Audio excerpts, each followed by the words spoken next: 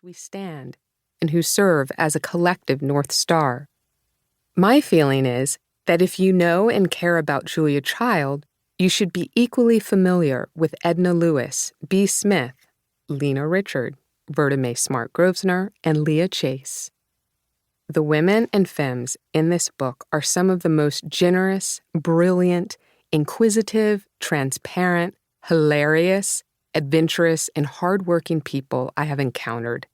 They carry on a rich, sacred tradition that Black women have been at the center of, stewarding the land, educating people about what they cook or imbibe, cooking meals that bring people together and allow our humanity and love to be shared.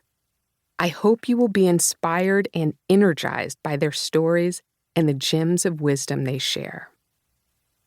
Note, the interviews in this book have been edited and condensed for clarity.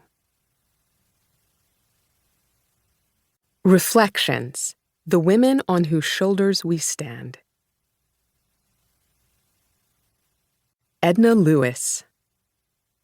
Born April 13th, 1916.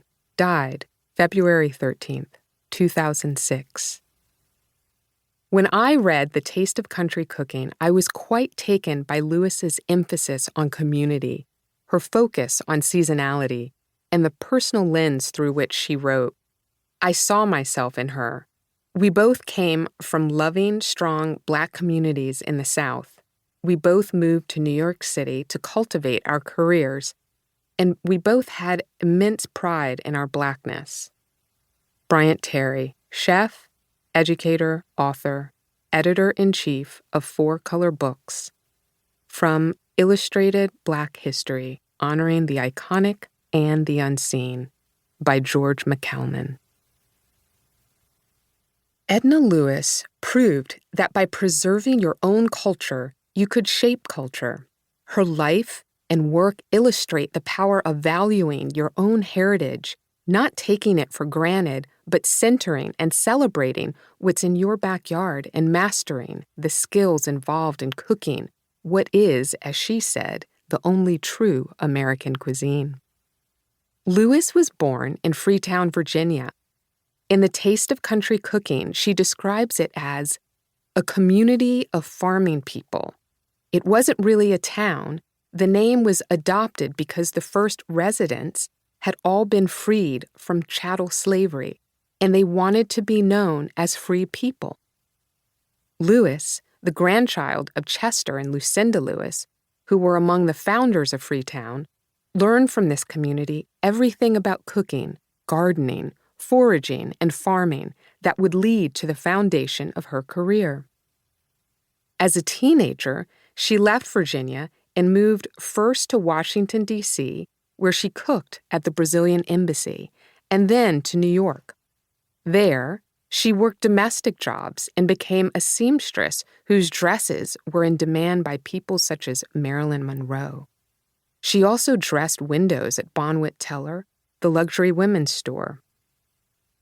Lewis married Steve Kingston, a merchant mariner and communist. She worked in the office of the communist newspaper, The Daily Worker. She was a multi-hyphenate decades before the term was in vogue. In 1948, she became chef at her friend Johnny Nicholson's Cafe Nicholson on Manhattan's East Side.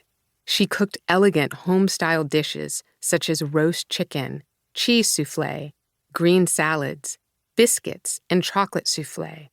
Her food made the restaurant a success and attracted celebrities such as Paul Robeson, Marlon Brando, Salvador Dali, Eleanor Roosevelt, Truman Capote, Tennessee Williams, and William Faulkner. Following her exit from the cafe in 1954, she became a pheasant farmer, opened a restaurant in Harlem that was in business only briefly, taught culinary classes, catered, and was a lecturer at the American Museum of Natural History. Her first cookbook, the Edna Lewis Cookbook, was published in 1972. That was the same year she met the renowned editor Judith Jones, who would become the editor for Lewis's most well-known book, The Taste of Country Cooking.